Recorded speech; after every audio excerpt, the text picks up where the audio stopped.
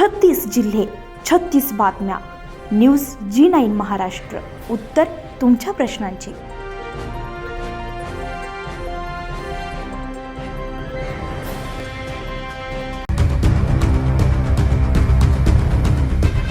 गंगापूर तालुक्यातील पिंपळगाव येथील दलित वस्तीमध्ये पिण्याच्या पाण्यासाठी महिला रस्त्यावर गेल्यात. 15 दिवसांपासून गावामध्ये नावाला थेंबही पाणी येत नाही.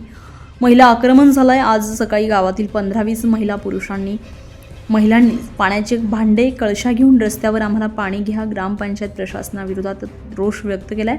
महिलांना 1 किलोमीटर दूध शेतातून किंवा विकत 100 ते 50 ड्रम विकत घ्यावे लागत आहेत. विहिरी आणि तळ्यामध्ये पाणी असूनही आम्हाला पाणी नाही असा महिलांनी आरोप केलाय. 8 दिवसामध्ये पाणी प्रश्न न मिटल्यास गंगापूर पंचायत समिती कार्यालय गंगापूर येथे आंदोलन करण्यात येईल. आमच्या सहनशक्तीचा अंत पाहू नका असा इशारा यावेळी पहिल्या ग्रामस्थांनी दिलाय.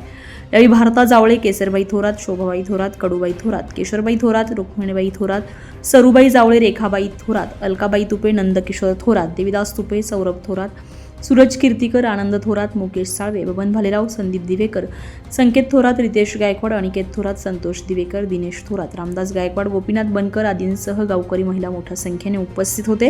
यावेळी ग्रामपंचायत कार्यालय येथे भेट दिली असता ग्रामपंचायत कार्यालय बंद होते, त्यामुळे सविस्तर माहिती उपलब्ध होऊ शकली नाही.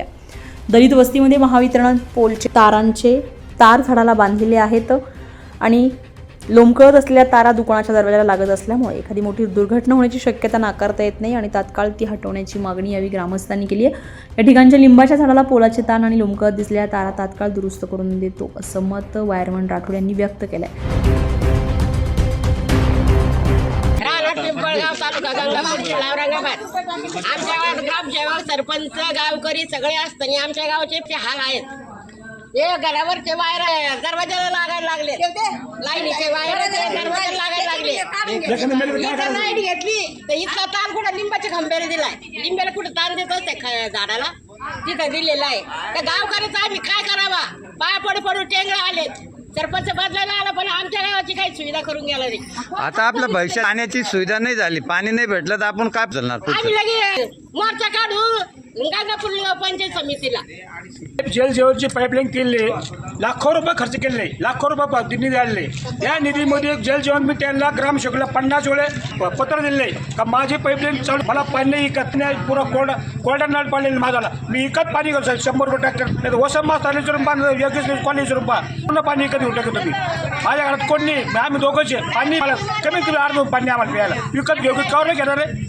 हे जल जीवन यावर मी ग्रामपंचायतला पत्र दिले, हे जल जीवन चालू करा.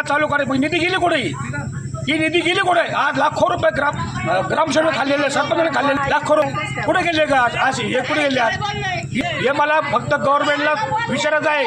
पंचायत समितीला BDO, कलेक्टर, तहसीलदार सगळ्यांना मी सांगणार आहे, साहेब हे जल जीवन मी आत्महत्या करायला तयार सर ग्रामपंचायत पुढं नाही करीन, नाही तर मग पेट्रोल घेऊन मी जोडून जाईल. मला जाईल जल जीवन चालू आहे, जल जीवन जाईल चालणार नाही. किती दिवस झाले पाणी नाही आपल्याला? मग आता आपण पाणी कुठून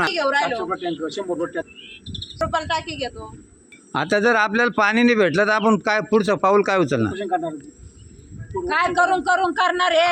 काम करा का पाणी एकच घेऊन खा प्यावा? हो सर, आम्हाला 1 किलोमीटरहून पाणी येत नाही. पाण्याला गेलं तर आयुष्य की पोचीवाले नाही. आम्हाला लोकांच्या रोजच जावं लागत. पाणी पाहावं रोज कुठं लेकराला काय घालावं, पाणी कधी घ्यावं, कधी पाजावं. काम केलं तरच पैसे येतील ना. आपण याबाबत आहे ना ग्रामपंचायतला सूचना केली होती, सांगितलं होतं पाणी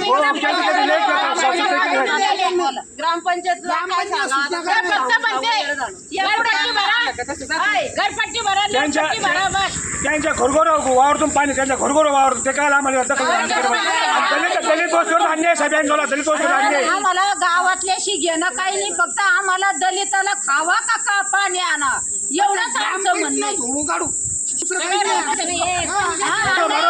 आम्ही पाण्याला लेकरा बाळाला पावा. आम्हाला आमचाच प्रश्न पडला, करावं तरी काय? का गाव सोडून पुढं गेल्याचा काय पर्याय?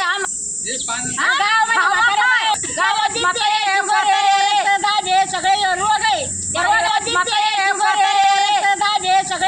आहे. न्यूज G9 महाराष्ट्रासाठी धरमसिंग बिंबरोड, छत्रपती संभाजीनगर, गंगापूर.